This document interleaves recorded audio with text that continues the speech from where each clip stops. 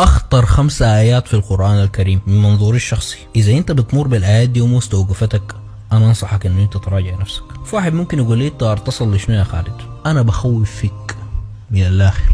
هتقول لي كيف الدين ده يوصل أنت بتخوف لشنو؟ هو ربنا سبحانه وتعالى قال ولمن خاف مقام ربه جنتان، وقال تعالى إنما يخشى الله من عباده العلماء. فالمعروف إنه أنت كل ما زاد علمك كل ما زاد خوفك من الله عز وجل. واذا انت ما خايف من ربنا سبحانه وتعالى وما مركز مع الموضوع ده، دي دلاله بتاع الجهل. وده الجواب للناس اللي بتقول لك انا ما قادر اخشع في الصلاه. ما هو انت ما قادر تخشع من الصلاه، ده في راينا لقله علمك بعظمه اللي انت واقف قدامه. اذا انت عندك العلم اللي بيوريك انت واقف مباشره بين يدين منه، مستحيل كل ذره في جسمك ما تخشع. الايه الاولى فلما نسوا ما ذكروا به فتحنا عليهم ابواب كل شيء.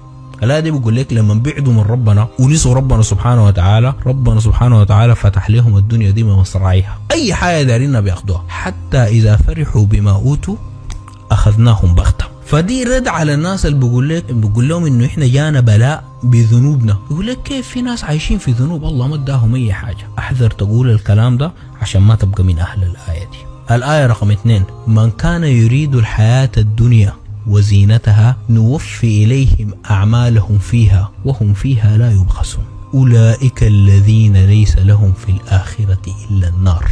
بس كده وحبط ما صنعوا فيها وباطل ما كانوا يعملون. يعني حتى الخير اللي قدموه في الدنيا ربنا سبحانه وتعالى بيمحقه كل يوم القيامة. الآية رقم 3 من كان يريد العاجلة عجلنا له فيها ما نشاء لمن نريد ثم جعلنا له جهنم يصلاها مذموما مدحورا. شوف الفرق بين الآية دي والآيات القبالة، إنه الآيات القبالة على الأقل استمتعوا في الدنيا وخسروا الحياة الأبدية، لكن دي هنا قال لك عجلنا له فيها ما نشاء لمن نريد. يعني انت داير عاجلة ممكن في الدنيا ما تلقاه وتخسر الدنيا والآخرة. شوف كل الآيات دي بتتكلم عن ناس اشتروا الحياة الدنيا بالآخرة. صلاة الفجر بينوم لكن بيقوم للدوام بتاعه، إذا لقى فرصة يأكل مع الزول أبدا ما تضيعها. الآية رقم 4 من كان يريد حرث الآخرة نزد له في حرثه.